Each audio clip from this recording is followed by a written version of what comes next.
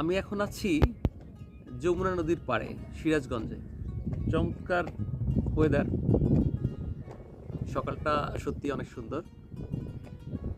তো ভাবলাম এরকম চমৎকার পরিবেশে সবার সাথে একটা খুব সুন্দর একটা জিনিস শেয়ার করি। তো রেডিক্যাল রেটিনোস্কোপি কী বা আমরা কখন করে থাকি, তো এই বিষয় নিয়ে আজকে আমরা আলোচনা করব।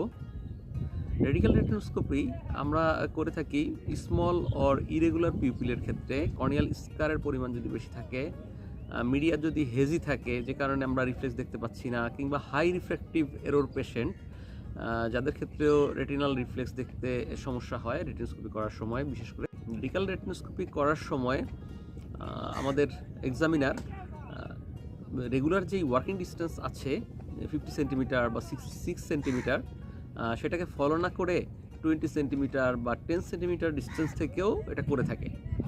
এবং ফাইনালি যেই রেটিনোস্কোপিক ফাইন্ডিংস আমরা পেয়ে থাকি, সেখান থেকে ওয়ার্কিং ডিস্টেন্স পাওয়ারটা আমরা সাবট্রাক্ট করে দিই। এছাড়া টোনাসেলান্স ব্যবহার করলে সেটা তো আমরা সাবট্রাক্ট করবই। এভাবেই রেডিক্যাল রেটিনোস্কোপি করা হয়। তো আজকে এই পর্যন্তই, দেখা হবে অন্য কোনো ভিডিওতে। ধন্যবাদ সবাইকে।